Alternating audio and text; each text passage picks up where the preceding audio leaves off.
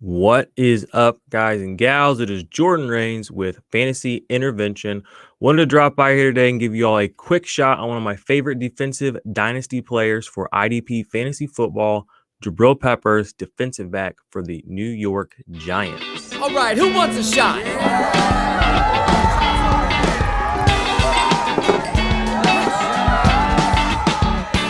Quick shots.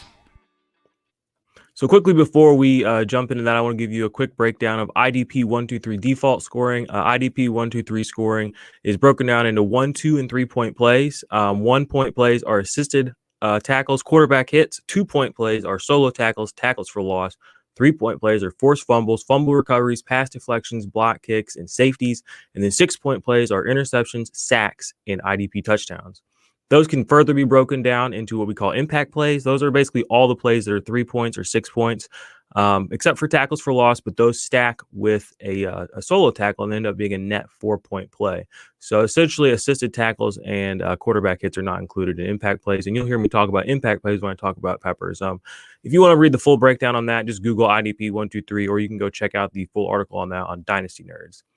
So let's get to Jabrill Peppers. To really start the story on him, you have to go back 2 seasons when he originally signed with the New York Giants in 2019. He played 11 games in 2019 and was really having a breakout season before he injured his back and left the season. He played 11 games, like I said. He had 15 impact plays, 3 forced fumbles, and 76 combined tackles. All those numbers had him pacing or hit his previous highs with the Browns, where he'd played more games than that. I think he played like 16 and 14 games with the Browns. He did that in 11 games. He was pacing for essentially what would have been 22 impact plays and 110 tackles. Would have been good for a defensive back 5 overall in 2019.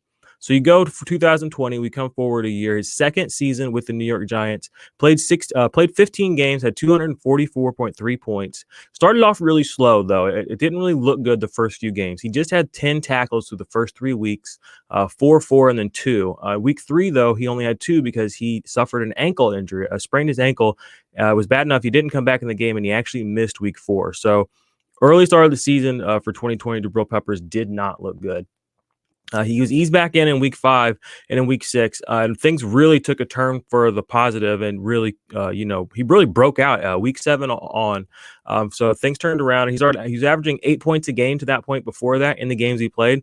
From week 7 to week 14, he averaged 24 points per game. That was the heart of the fantasy season too. 7, 8, 9, 10. I mean, that's when you need your guys to come through for you. And he really did. 24 points. I mean, he literally tripled what he was putting up for you those first quarter of the season. So crazy. He ended up ending the season with 24 impact plays, second only to Jamal Adams at the safety position for impact plays.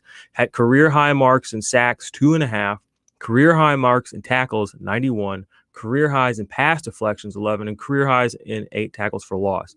It really was a breakout campaign for Jabrill Peppers this year, a player that I think is, maybe people are finally catching up. He's a little undervalued, a little underrated in IDP fantasy football, and he's a player I'm not scared to make sure that he's on my teams going into the 2021 season. I think, if you can get him on your teams, you should be doing that. So, yeah, that's been my quick shot, y'all. I appreciate you. Fantasy Intervention. Make sure you're following us. Make sure you're following us on the social medias. Join our circle. We love you all. JOC IDP. We got the D. I'm out for now.